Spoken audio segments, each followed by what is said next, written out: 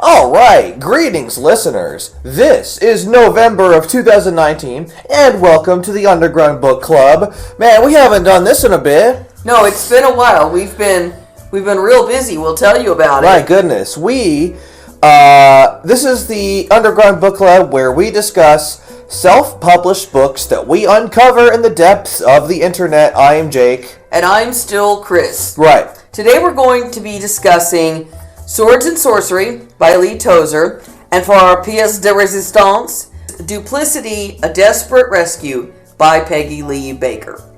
My goodness, so it has been a bit. In October, we do all kinds of stuff, don't we? We have very busy falls. So I think the last episode we did was actually like in August. Some people are Christmas folks, some people are 4th of July folks. We're Halloween folks We're here. very Halloweeny. So Jake and I have been working weekends at haunted houses. I was Crucible. And I was in Peter Pumpkin Eater. Lord of the Pumpkin Patch. And I would help stuff women inside of pumpkin shells to keep them very well. Oh, I wish I had time for a social life. You were a zombie. I was a zombie. I was the zombie lunch lady at Zombie High. Oh my gosh. Which is a fun haunted house, which is a high school that's obviously been attacked by zombies. Your house got second place of all the houses in Worlds of Fun, and I got Scarer of the Year in my house. You did. You did a great job. You know why he gets Scarer of the Year, folks? It's not because he's the most scary. It's because he's the most awesome. Yeah. It's a combination of being cool, being scary, being nice. Yeah, generally good with attitude. The public. And I like to. I mean, I know it's haunted houses and you're supposed to be scaring people, but I always find that I do better making people laugh. Yes, you are also fantastic in a house. I would like to talk to people more. I do like to talk to the audience, but I think you have more of a natural talent for being sort of a Miss Santa Claus in Winterfest than you would be at the haunt. But then again, Winterfest is a lot colder. It's colder, and we do work full time. Yeah, we do work full time, and we do this. And haunt is a very special thing. And I tell you what, folks, you should have seen us last week at the end of haunt, which is a hard weekend. Because then not only do you have to work a haunted house all night, you have to break down the sets afterwards. Oh, yeah. And you don't get out of there, you don't come stumbling home till 4 a.m. And we were pretty much wiped out last week. And then we had all week long for Halloween stuff. Oh my God. After you get done haunted housing for 2 months, then you've got actually Halloween to get through. Actual Halloween, we had to deal with trunk-or-treaters. I had to go to like 2 different friend events then. Yes. And like on top of all that, we were going to go to another person's party, but we were too tired. No, we were just too tired. What does this have to do with writing? Well, not much, except to say that we are both maybe a little behind on our writing. If you find yourself in a consistent writing schedule, and then you find like you had a month where you didn't really write anything, don't feel bad about that, because everyone needs time to detox and relax and take it easy. But then of course try and get back in sort of whatever habit you want to of writing. Right, and that's what we're both trying to do. Yeah. And speaking of which, so Jake, update us if you would. 12 novellas, 12 months. 12 months, 12 novels. Basically, let's see, September's was Vorpal. Derek's Adventures in Wonderland. Yes, we added something to the title. That one's basically, it's in very good shape. It is. We're sort of in the middle of working with the second draft. Yeah. And the first draft was pretty good. Cool, awesome. And then during October, I got another little novella of mine in very good working order. Oh my God, it looks so good now. It's called Dark World Part 1, The Invisible. I love that little book I've like made. it too. I think it's good. Thank you. I very much appreciate that. I needed to add more H.G. Wells, add a definitive ending. I did that. All done. November's novella is The Siberian. a man versus nature story where one guy in an armored truck needs to deliver some mysterious thing out in an outpost in the middle of nowhere.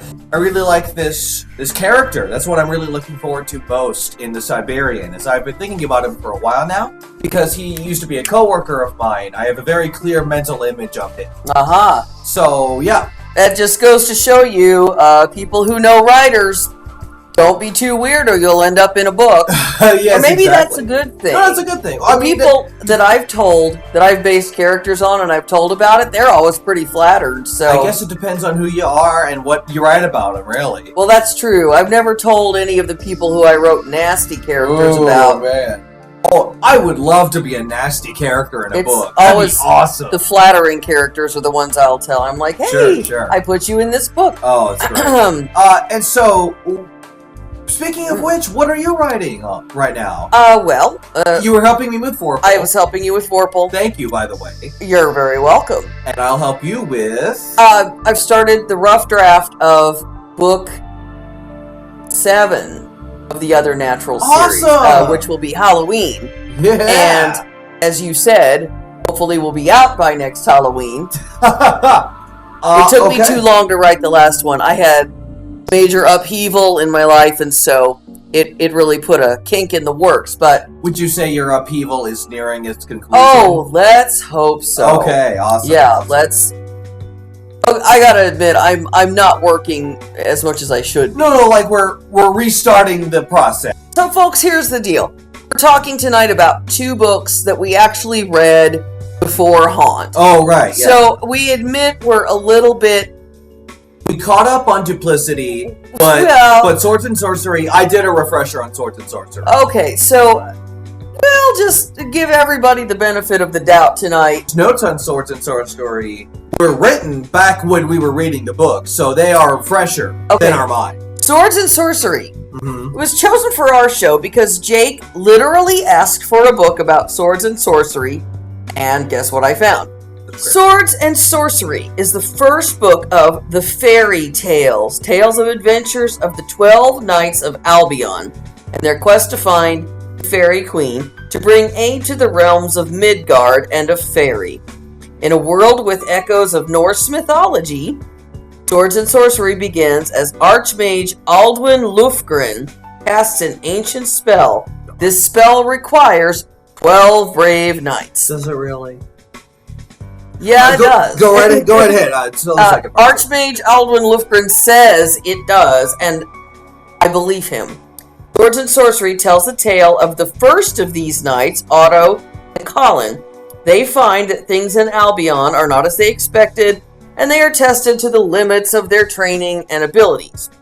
I want to start off by saying that the absolute coolest part of these books are the covers. Holy smokes, if I saw these at Barnes & Noble, I'd make a beeline for them immediately. Well, they looked more like horror novel covers to me than science fiction. The covers are not really the issue anyway.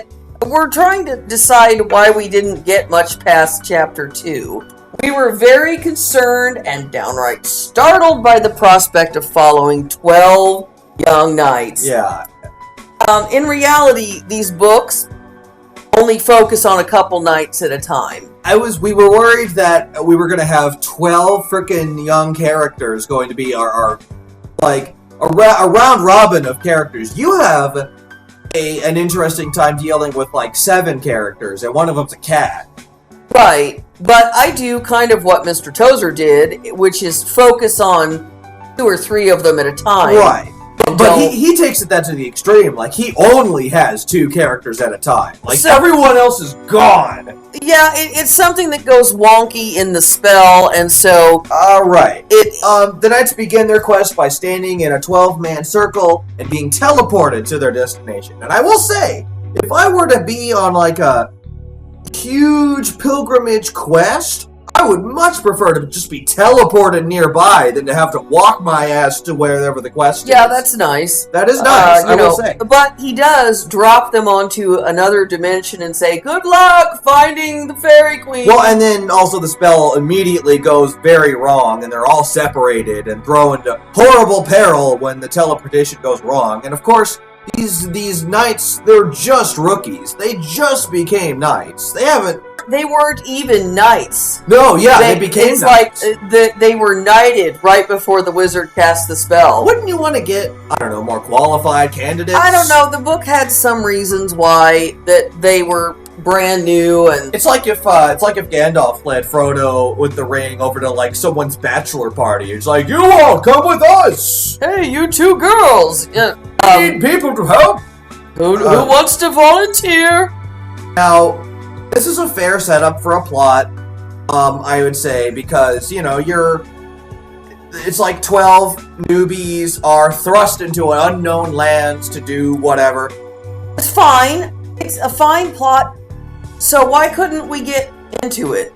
If you go online, you can see that Lee Tozer has, as of this recording, already published more books in this series. Books 2 and 3 don't involve our two characters, Colin and Otto. Instead, they focus on other knights. 2 per book, it seems. And I think that might be part of the problem, is that we starts very broadly. It doesn't, like, the book doesn't begin with either Colin or Otto. Like, we're not introducing them as characters. Instead, we get an info dump of the world and the darkness and the society And the wizard's crumbling. all worried about The wizard we're and all this other gonna guy. die. We like get introduced to like 3 characters that we're basically never going to hear from again. Is that the wizard and like another guy? Well, no, we don't really know that, but I mean, you're right. Before he teleports them away, we don't know any of these young knights. No. Like they get maybe 1 line per, basically. Like, oh gosh, I hope the wizard knows what he's doing, but then off we go. So we don't even know ahead of time which 2 or any of the characters we're going to be following, or if we're going to stay there with the wizard, which might have been kind of a funny thing. Well, shit. So here's the thing. We're not introduced to any of the knights. And when these knights arrive at the strange alien place, they are thrown into peril basically immediately. All right, maybe I would have been more interested if we had been introduced to Colin and Otto a little sooner. Yeah. If we knew a bit about them before they transported, because after they transport and they're separated, we find out that I think Otto was kind of Colin's protector, that he's like Colin maybe gets picked on a lot, and Otto kind of looked out for him. And Colin and Otto, they had this history together. They're not even together in the book. Yeah. They're like in totally separate places. Okay. Like, they have no idea what's going on. But, all things considered, we didn't read very much further. Or No. did you? I mean, I No. didn't. Okay, so which one was the short little Well, one? I think it was Colin. Oh, Colin was the little one. Okay. Honestly, I can't remember exactly. Oh, crud. Alright. He's immediately drugged by pretty chicks and thrown in the bottom of a well. And Otto is immediately, like, thrown in a giant's pit. Yeah, he's captured by giants. Oh, and he's captured by giants, and he's pawned around like a prize. And Colin, at the bottom of this well, meets a gnome. So we've got these boys, they're thrown into this world of giants and gnomes and elves and fairies. Don't forget that Otto meets an elf and a dwarf. An elf and a dwarf. Okay, so it's very standard fantasy characters. Even that would be okay with me, except just overall, I just wasn't all that interested. Almost immediately, this sounded like 8 other stories. We don't care about our characters. We don't care about our 2 because we don't know a thing about it. You would think like maybe the gnome, dwarf, or elf would ask about them, but really they don't inquire much about these 2 knights. The knights are just doing their mission. And then also, they're not even going to be included in the next book. The next book is about 2 other knights. I assume the idea is that, like you say, they're all going to come back together and meet up like the Avengers. Yeah. And, like, everybody gets their own movie, and then they have one big movie together. Are they all going to live? It's going to be a long time before I get to read more about Otto. What if I liked him, I think, though, I liked the dynamic that Colin and Otto were sort of friends beforehand. We would have liked to have known something about our characters before they were dropped into this wacky universe. This is why I couldn't continue with the book. Also, Does it have to be dwarves, elves, fairies? Does it have to be the same races? I guess it does. I will say, if he's basing it off Norse mythology, it does. They do have elves and dwarves and crap. Okay. So there is that, I guess. But if you're going to introduce Norse mythology, I'd say introduce more interesting aspects of Norse mythology before you start introducing the elves and dwarves and crap. Here's a compliment. It is well written. It's sentence structure, paragraphs, grammar, and everything. All right, there's no problems there. I never had trouble understanding what was going on. I knew who was talking. I knew where they were standing. I mean, the basic things like this, you don't notice it till it's gone. This whole thing is a bit of a hard sell. Like, hey, here's a bunch of characters. Here's 2 that you may or may not care about. And they're also not going to appear in books until, 6 books later. So I guess what we're saying here is, if you're trying to launch a series, you might want to do it with a little more oomph. Oomph, yeah. Oomph, that's spelled O-O-M-P-H. Introduce your characters more, or like I said, focus on the more... Because who knows? Say down the road here in book 4, this might be a really fun series, but we don't know. We're not going to get there because we can't get interested. We meet Cassandra, and Cassandra, we're like, oh my god, she's great. And then all of a sudden she finds Colin, and we're like, oh my god, and they form a great relationship. Yeah, I'd like to add that if you are a fan of these kind of books, I don't know, give Mr. Tozer's series a try, and let us know if you have something to say about it that we totally misunderstood. Is that fair? That's fair. Now, if you want to add anything, I don't want to... No, that's very fair. So that was our short book. Yes, that was a short book. No, wait, that was our short book discussion. That was short, too. Yeah, it was kind of short. So... Now, oh my gosh, now we're going to talk about a book. Oh my god, it feels like forever since we started this. Duplicity. The reason why I call it duplicity is it's something that you should be careful about. In this book we downloaded, in the title, on the title page, she has duplicity spelled wrong. That is a goof. It's not a great sign. It's not a great sign. And it's not on purpose that she spelled it with 2 T's. But I bet as soon as you saw duplicity, you were like, oh man, this is a sign here. Yeah, it is. It is usually a sign that good things are to come. You're going to have some fun with this story. So, what is the basic plot synopsis of Duplicity? All right. We have Janet. Janet is a 21-year-old woman from Los Angeles who went to a party with her friend Sally, who's also a young woman in Los Angeles. And Sally was abducted from the party. Janet saw this happen, and so Janet gets in her car and follows the car that she saw Sally put in. Follows the abduction. And follows them out into the desert. And then what results is sort of the adventure that Janet has trying to find Sally. Yeah. It's part romance novel, but not quite. But not really. It's part spy espionage, but not really. It's it's almost a bunch of genres, but not really. But not really, and it, like the last book we talked about, is written correctly. Okay. All right, so you jumped over a huge hurdle here, despite the fact that the title is misspelled.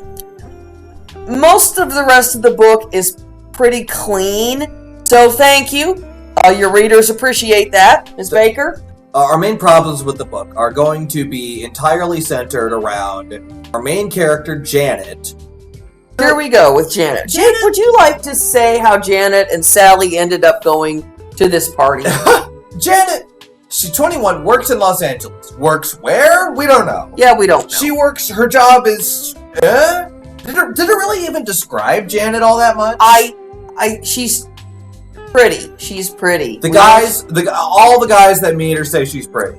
So yeah, there's a brief description of her in the beginning. Here we go. 21 years old, 5 feet 6 inches tall, hazel eyes, slender, with soft brown hair that hung long down her back to her shoulder blades. That's what we know. Okay. So Janet is in this job. I don't know about her friend, if she's in the same job, Sally. But they are both anonymously, I guess, invited to a Hollywood party. they never say anything like, "Oh, that's so weird that we'd be invited to a Hollywood party." Why? Janet received the invitation, but Sally turned the invitation in. So we're guessing that Janet was going to be the one that was kidnapped, but Sally, since she's the one who turned the invitation in, they thought That Sally actually- was Janet. Yeah, that comes up later. Like the bad guy says, "Oh, you kidnapped the wrong girl." Before the kidnapping, though, when Janet goes to this Hollywood party. By the way, just imagine you're 21 years old. 21. You don't know who this invitation sent by. You're like, okay. And then you go, and then when you're at the party, you see, oh my God, people dancing dirtily, People drinking, doing the drugs, alcoholic beverages What? in Hollywood. She acts very, what is it like? Prudish. Prudish. She acts prudish, even though she willingly went to a Hollywood party. It's like she doesn't understand she's in Yeah. Hollywood, Yeah, and I'm exactly. still like thinking, do all girls in Los Angeles get randomly invited to Hollywood parties? Yeah. And, I don't know. and without knowing why, they just Jan- well, as if she had Spidey sense. She senses danger. yeah, she senses danger at the party, and she's gonna leave.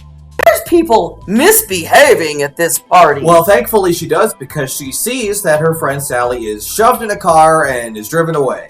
So does Janet call the police? no. No, Janet does not call the police. Does Janet do anything sensible? No, No. and we can pretty much say that for the entire book. Right. Instead, Janet jumps in her own car and follows the van.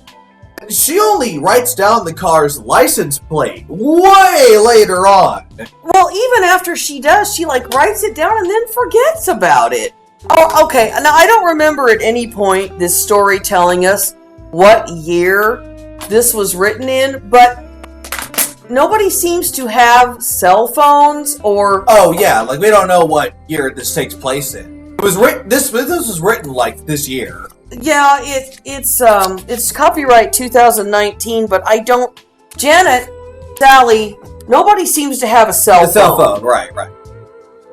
And then later, she's like questioning somebody about using a CB radio, but I don't know how out of date those are by the time.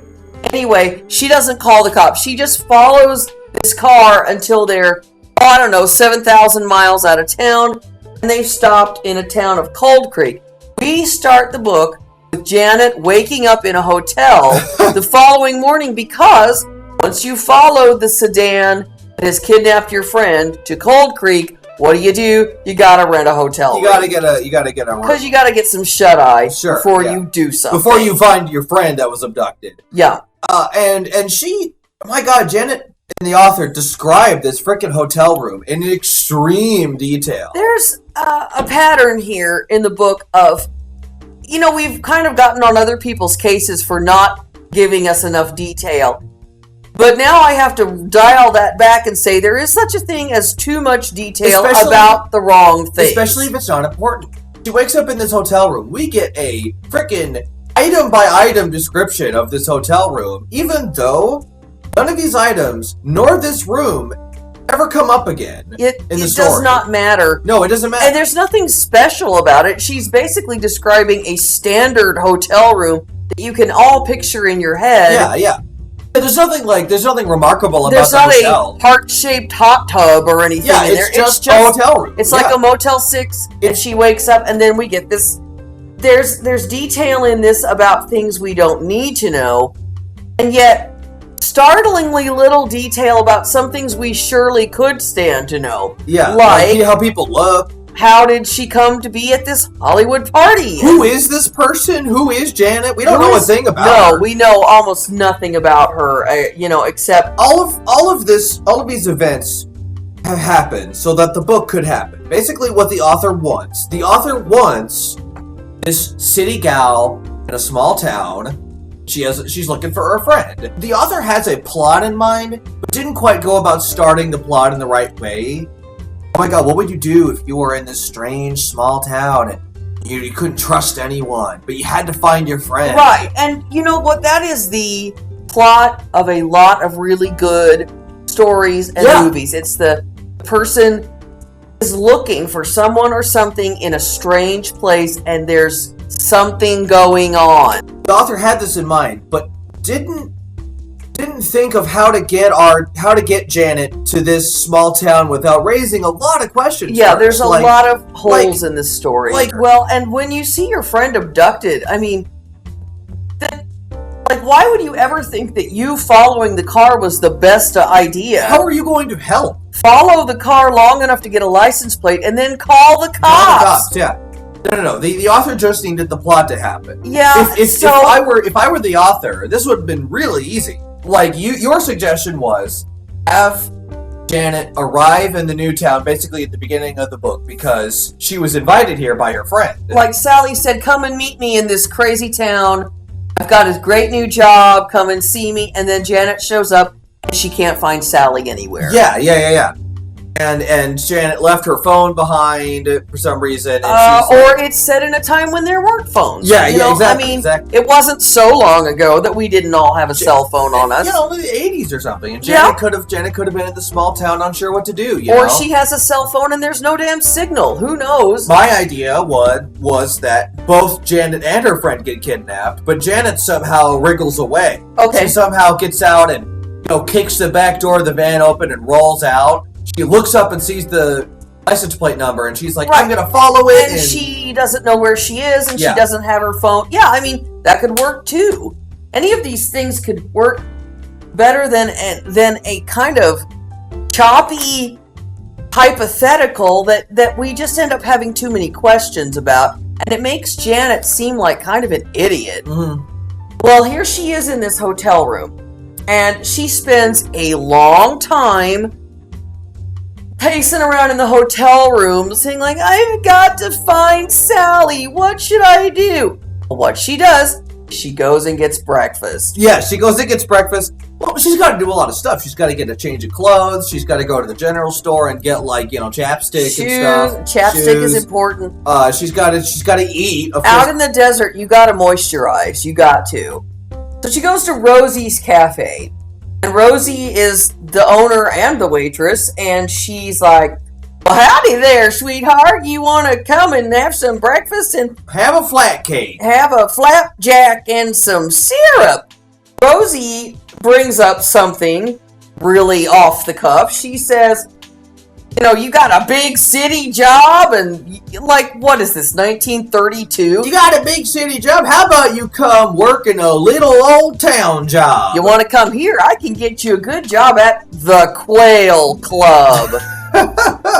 and of course, Janet's like, what's the Quail Club? And she's like, well, it's just a place where you can go for a good time. A good time. Yeah, the Quail Club, the Quail Club Resort.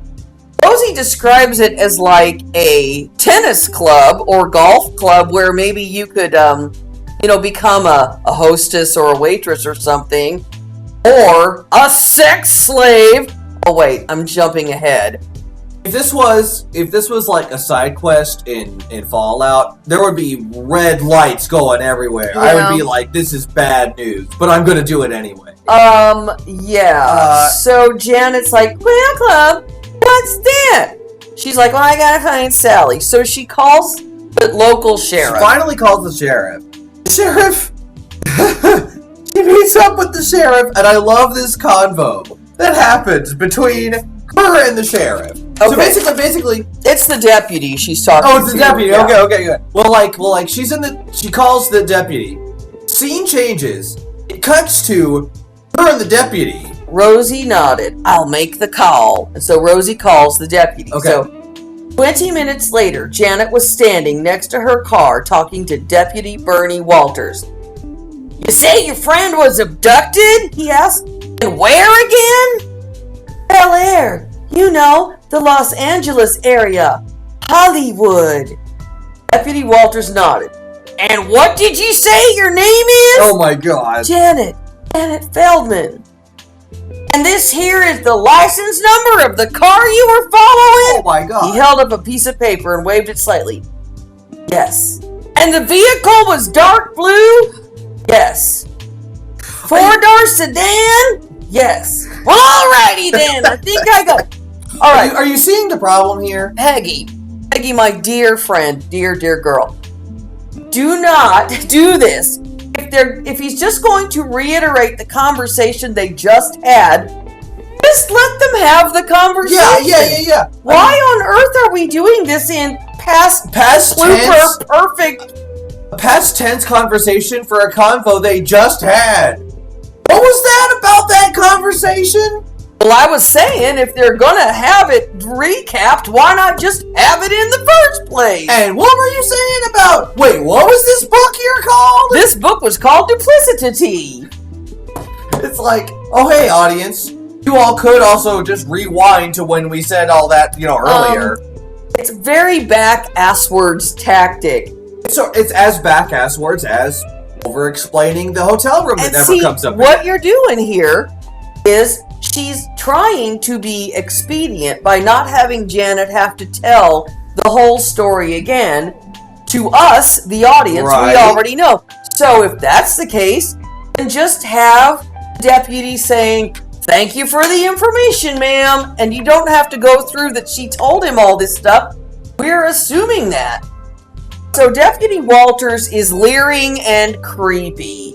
Janet doesn't get a good feeling out of him. Remember, Janet is a Jedi Knight, and sometimes... Oh, and she has her super senses. Yeah, So Janet, she sensed something wrong in the party, and now, after talking to the deputy, she senses something wrong with the deputy. Something wrong. What's wrong with him? Now, the viewpoint changes, and the deputy goes back to the sheriff's office for another hilarious conversation. And the sheriff is like, "Say she's in town now, you all got the wrong woman." And then he's like, "Okay, go get her and bring her to me, and we're gonna get this girl. She'll be in our clutches soon. We gotta chase her down." Janet wants to talk to the sheriff. She wants the sheriff's help. Yeah, she is more than happy to go to his office. To the sheriff, he's like, "Get her! Go get her! Go abduct her! Go abduct Bring her to me!" Act highly suspicious in a number of terrifying ways. And everybody in this book is acting like they don't understand how the world works at all. Underground Book Club will be back after this important message. Hello, this is Mort Hambone, and I went crazy last time, but my friend Penny reminded me that business is a tough business, and so you remember the time of your midwinter celebrations to visit the Saladin Paladin in your times of togetherness and understanding. Whether you're holding a midnight ice dancing party or spending the night in memory of the Dark Court slaughter, in which you swear not to smile or laugh until the Spider Queen and other Dark Drow gods and their followers are destroyed. Come on down to the Saladin Paladin and we will celebrate with you. We're located on the ground floor of Penance Castle, conveniently near the Cave of the Infinite Staircase and Mount Madness. Try the Saladin Paladin. We'll put some salad in you. We now return to Underground Book Club. Now that she's given all this info to the police, I think, doesn't then Janet try and leave? Oh, well, eventually. First she's got to go shopping. Oh, and that's right, yeah. an endless chore. Why does she? And by the way, as all the time she's shopping, she keeps getting these senses like something's wrong. Yeah, it's. But she keeps shopping. She got to get a change of clothes because she's still in her pretty dress. And then, the shopkeeper acts suspicious. While she's in the dressing room, by the way, the shopkeeper calls the sheriff and says, "That there woman you might be looking for is here." I don't know how he knows. And what does the sheriff do? Nothing. Go get her. There. Why do these people make things so hard? Okay, Janice then goes back to Rosie's for lunch. Oh, right, yeah, she goes back. Like it took her all morning to shop, I guess, in a town that's got one street. She seems to realize at this point how stupid this endeavor is and says, "Well, I'm just going to get out of town." And then we're faced with Oh, it's got to be the longest quote-unquote chase scene I've ever experienced. Just imagine a long, flat stretch of road, and the sun's going down, and there's nothing around, and just you're driving a car, and there's like another car following behind you. And that description goes on for a long time, because every minute that goes past, we got to get a briefing on how Janet feels about this. Yeah. She got to go, what is going on? What is this? What's happening? Oh my gosh, I feel so wrong. I feel anxious. My heart's pounding, beating, nervous, I'm scared. She's driven into the Twilight Zone. This woman cannot seem to drive back to the highway. Yeah. She's in the Sierra Nevadas now. She's like driving higher and higher up into the mountains. Like, why can't I find the highway? And she knows there's somebody following her, but whoever's following her will not just catch her. They just follow They're just her. tailing her. That's when she starts putting the pieces together. She thinks about the license plate some more. Oh, right. She thinks about the license plate. Wait a minute. QCR Quail Club Resort. Quail Club. Quail Club. Oh my god. And Rosie told me about the Quail Club. Why are people from the Quail Club following me? And I'm thinking, well, if your Quail Club is running some kind of sex thing, why are you making personalized license plates to put on your car? The Quail Club not only is running a sex slave ring, but they have personalized license plates, so you know when they're coming to get you. And these personalized... It's a reign of terror. These are cars, by the way, that apparently go out of the small town to go to other places And abduct people. You would think, okay, you're reading this book, and you're like, oh, she now figures out there's something up with the Quail Club. So therefore, what's going to happen next is she's going to get away from these trailers, and then she's going to go to the Quail Club, or like get help, or get like something to do with the Quail Club. Oh no! She stays way away from the Quail Club. From this point on, Janet is really just going to be in the hands of men. Yeah. She's going to deliver herself into the hands of male characters who will sort of transport her around through the rest of the book, because she falls asleep in her car, thank God. Yeah. And when she wakes up, there's... what's his name? Greg Danes. Greg, here comes the not quite romantic lead. Yeah, I mean, it's hard to tell, except that the style of the story is very much like a romantic thriller. It is. She's on the run. She's on the run. She's on the run. She's he comes to her rescue. She's young and pretty and single, and then here comes this ex-Marine soldier guy who's a loner out in the woods. He's only got his dog companion, and there's something terribly mysterious about there might him. be a dark secret with him. Yeah, dark secret. Does this lead to a romance? No. No. Well, not in this book, but there are other books. I guess, there are sequels, and I'm assuming he's going to come back because why not? They don't even bring that up as a possibility. They don't even flirt in this book. They don't even do they don't even do the thing where it's like, I only have one bed. Looks like we're gonna have to share. He's always like, no, I got 2 beds. Yeah, sleep over there. I got like 8 cots. Why don't you go down in the cave and sleep? So, yeah. So Greg Danes, we believe he's our romantic lead. Keep in mind that in most, thriller romances, you get a very detailed description of your hot guy. Oh, well, yeah. She describes nothing about Greg.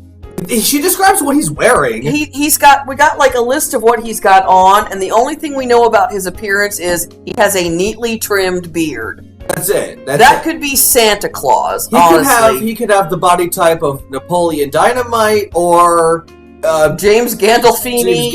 I mean, I'm assuming he's a handsome white guy. We don't know. But, I mean, maybe that's progress that she doesn't say, but I need more than had a well-trimmed beard. So it almost sounds like, is this a parody of romance books? Are they trying to make Well, it better not be, because it's not funny at all. And it doesn't bring up any jokes or any points on this. It's just literally, she meets some guy in the woods, they don't have romantic chemistry, he's gonna help her.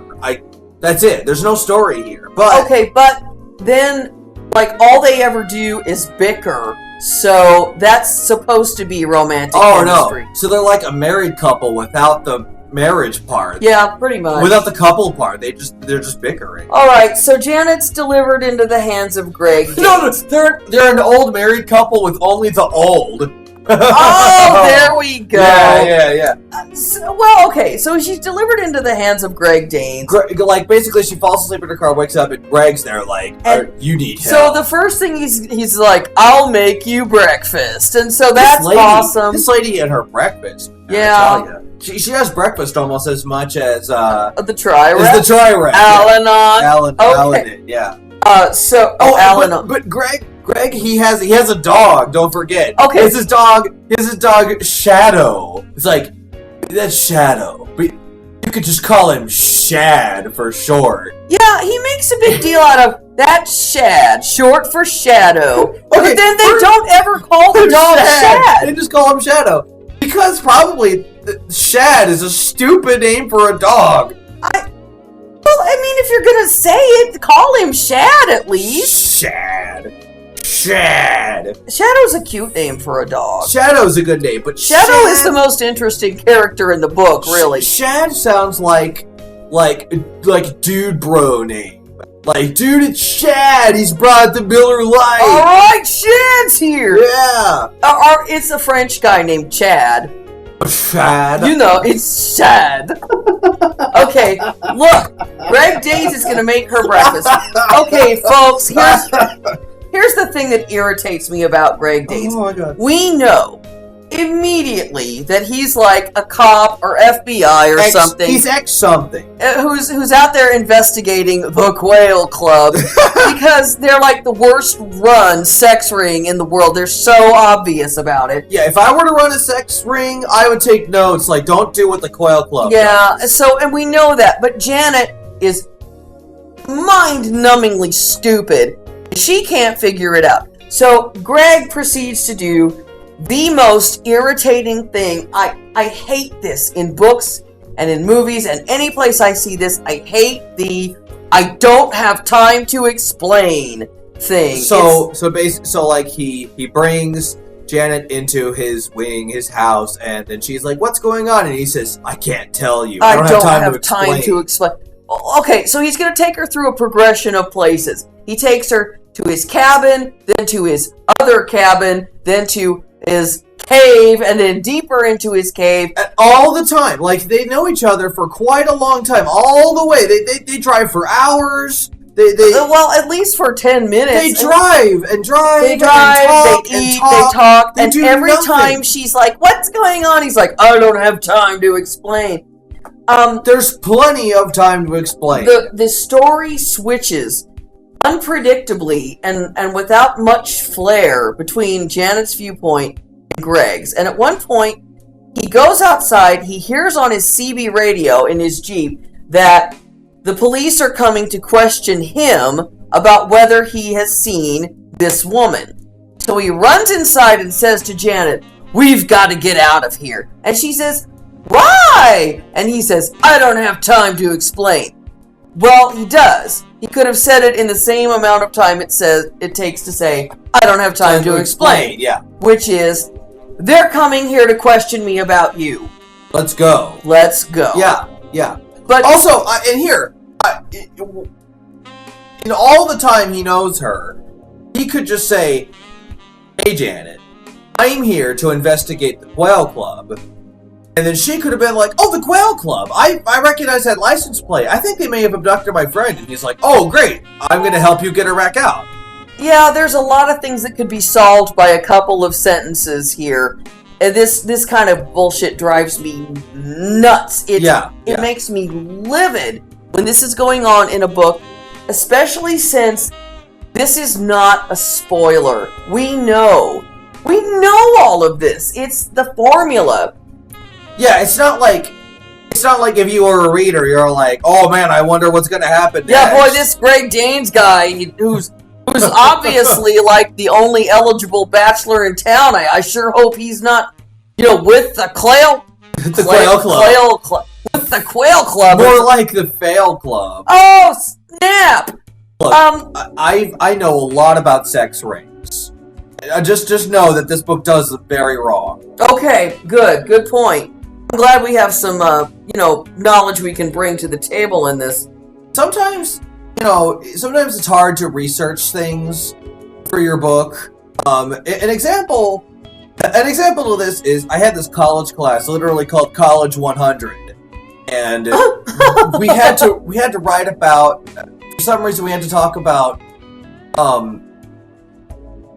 child pornography and write about our opinions on it. And first off, I'm like, opinions on it? Well, I don't know. No, I have very mixed opinions on this.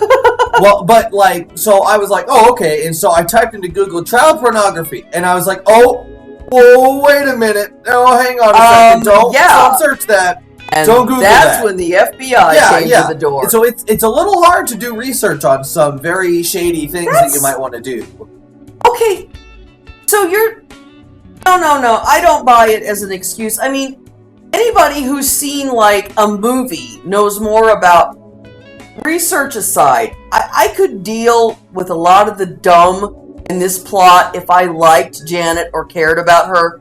She is the most annoying character, and she gets increasingly more annoying. This lady, I will say the book is a little self-aware. It does bring up the fact that she asks stupid questions a couple times. Yeah, she does, but that doesn't excuse it. No, we just said she asks logical questions, like what's going on, sure, but she also asks stupid questions. And I mean, if I were Greg Danes, I would be hitting her in the head or kicking her until she's dead or something. Here on page 19, we have weird lines. We need some examples of her question.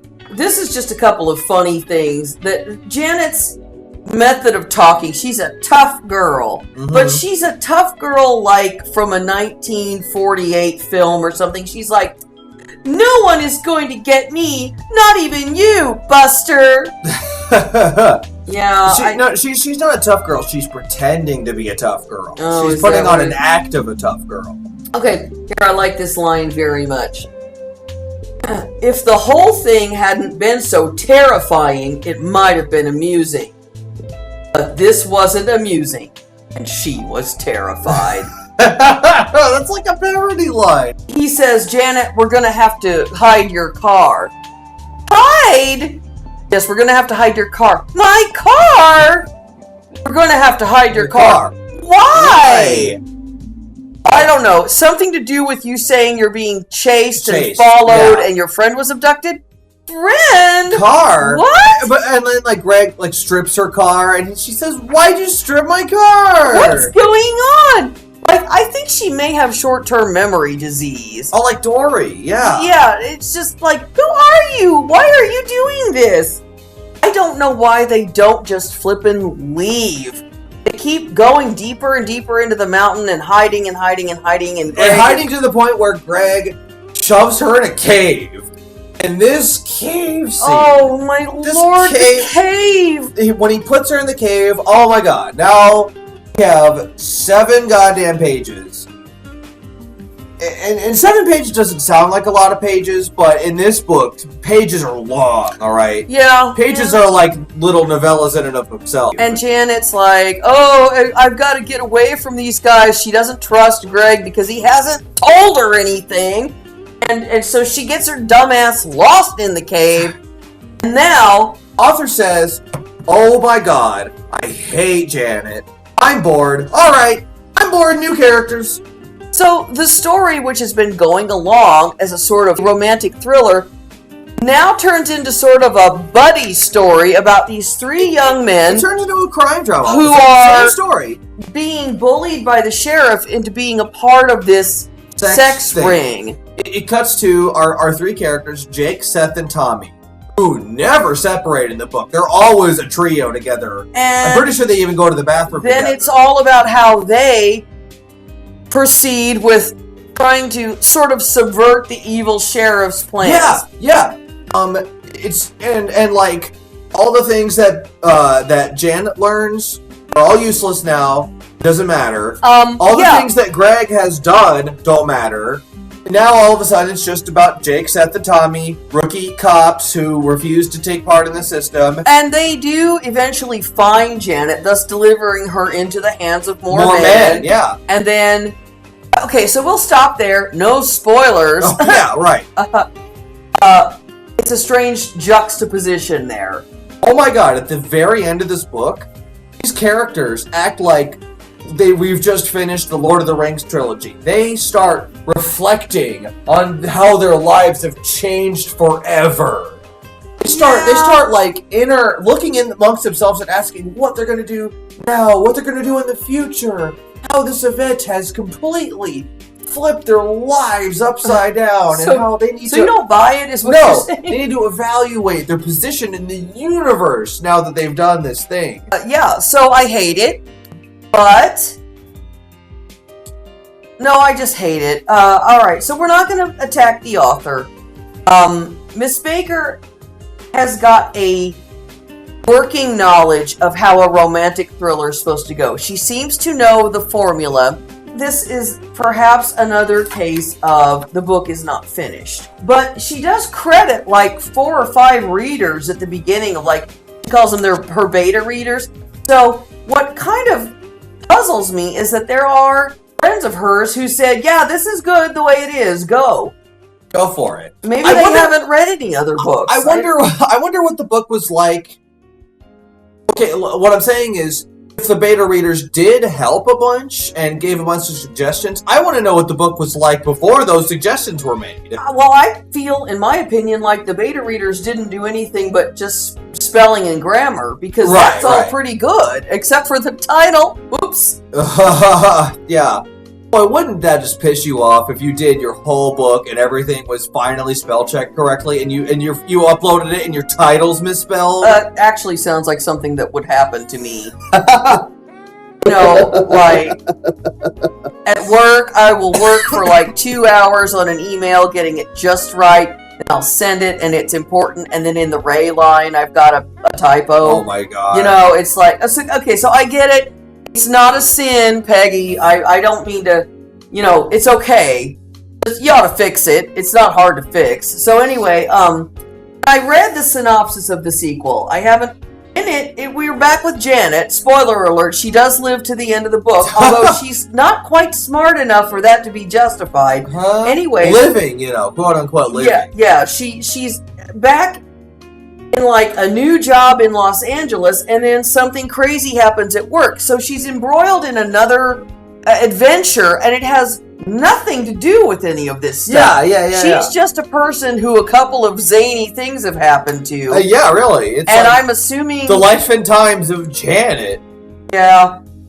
We all have friends like this where there's always something going wrong, and you start to think, maybe it's just them. Well, I guess, it's kind of like if you're Iron Man, you deal with one problem, and all of a sudden all these other supervillains keep popping up out of nowhere. I do liken Janet to Iron Man. Yeah. I just mean in terms of all these problems keep popping up around her. I'm just being a smart ass. If there's a 4th book, she's gonna be on the open seas. She's gonna be in pirate territory. It's hard. I have my series of boss books, and I have a character who a lot of things happen to. And I don't know if I'm successful. That's for the readers to decide. But I tried very hard to make it understandable how these crazy things could keep happening to my heroine. Right. I tried to give at least a 50% believable reason why. Again, those are comedies. And so with comedy, you kind of have an excuse to... Sure. So... What am I saying? I'm not saying anything. I'm not saying that I'm right and Miss Baker's wrong. It's just interesting. But I don't know what the author wants here.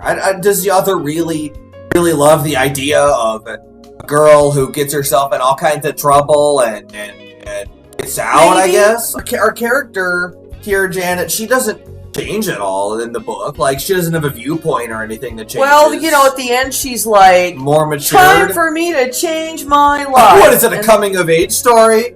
Well, that's a good... I don't know. Okay, all right. I do not know. It's very vague and it's hard to understand. You've got a group of readers, Miss Baker. You need to use them and say, okay, Janet's going to rescue her friend Sally. What shouldn't she do? What should she do? I think she would do this and this and this. Yeah. And then have your friend say something like, oh yeah, that makes perfect sense. Or like me, and I'd be like, Peggy, why doesn't she just call the police? And let me tell you something. If you have to work this hard to explain why she doesn't call the police, Yeah. that's not a good reason. Yeah, exactly. There needs to be There's a better reason reasons. you can come up with off the top of your head that's completely believable. She doesn't call the police because she's a prostitute. I had this one book where I had a character who had valuable information he was carrying around in a little electronic device, and he had to get this data from where he was to another place. Okay.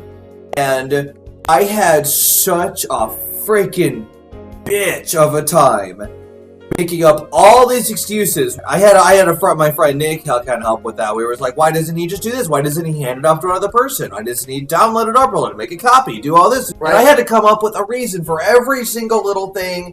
And this guy, he was eventually flipping in circles, making sure he couldn't actually just get this data elsewhere. And so that's a And warning. I'm like, forget it. It's something else. It's not data. It's not data. Yeah. I think you definitely have to go then and change. Yeah, there's a better way around. Yeah, there's a way around There's this. a way around. There's another way to take the story this direction. If you want to have spunky little Janet coming into her own in an adventure, give her something worthy of her.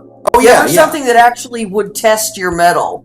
And when it's really obvious that something is going on, don't try to make your audience think it's not. Don't try to convince us that Greg Danes might be anything other than the handsome FBI agent who's there. Yeah, but it would be almost more interesting if Greg Danes was just a regular old woodsman, you know? Or something like because that. then all of a sudden he has a character arc of his own. It's like just this simple woodsman that then does this extraordinary thing, He's you know? just trying to help out this lady he Yeah, found yeah. on the mountain. That would actually be more interesting than him being like, I'm a secret FBI thing, and Shad, my dog, is the super Shad dog. Shad. It sounds like a past tense verb. Like, instead of the dog sheds its fur, it's like the dog had shed his fur. That's awful. I'm having a good time with Shad tonight. Oh, it makes my skin crawl. Oh my god.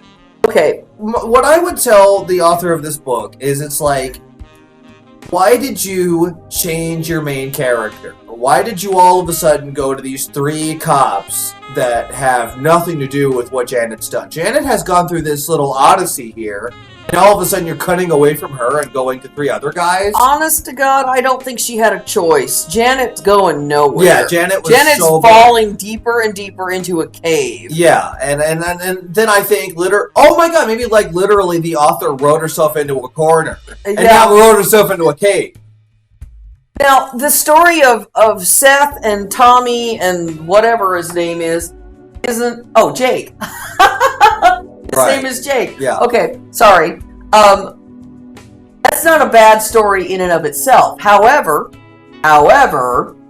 as Insurrection would say, it's not really the story we signed up for. It's not the story we signed up for. It switches genres on us a little bit. Yeah. And it's a different book. Honest to God, nobody who's going in thinking they're getting a romantic thriller wants the book to suddenly go away from Janet and Greg and hang out with 3 young adult men who are just not sure the sheriff is up to any good here. Like, wait, I'd rather stick with the stupid romance than go with a whole new story. Sure. And then one more thing. You know all those movies where a guy is going to show a woman how to play pool, hold a baseball bat, swing a tennis racket, whatever the hell, he gets behind her and he puts his arms around her. He's like pushing her through the motions. Okay, Greg does that to Janet. Oh, does he? With a pair of binoculars. Right. Because the binoculars aren't super heavy. What? For her, the binoculars are so heavy that he has He's to help gotta get behind her lift and the help her binoculars lift the on her face. I'm sorry. See, it does sound like a parody. It does. I swear to God, it's totally straight. Oh, these binoculars are so heavy. Can you help me Somebody help me Could lift you these lift heavy the binoculars up to my eye sockets? Thanks. You know, the makers of binoculars are totally into making them too heavy to lift. Could you wrap the binocular head strap around my head, there, big guy? Oh my God. Yes, come to me with your well-trimmed beard. Rub your well-trimmed beard on my straight brown hair. You know, I know a great hotel room we can go to. I think we're a little drunk off yes. our busy month. Our two authors tonight. You write pretty well. You've got the writing part conquered. Now, get to your storytelling. Yeah, you've gotten practice, and Yeah. I think your next books are going to be even better. You know, every book we've tackled in this series has had a sequel. Which one doesn't? I thought there was one that didn't have a sequel. Maybe the Sigil of Saturn doesn't have a sequel. Oh, right. But like besides that, yeah, all of them have had a sequel. But the Sigil of Saturn shares characters with other stories, so I mean, it doesn't have a sequel, but it has. You're right. Oh, you're right. It doesn't. Okay. Well, anyway, so do we have a prompt this week? No, probably not.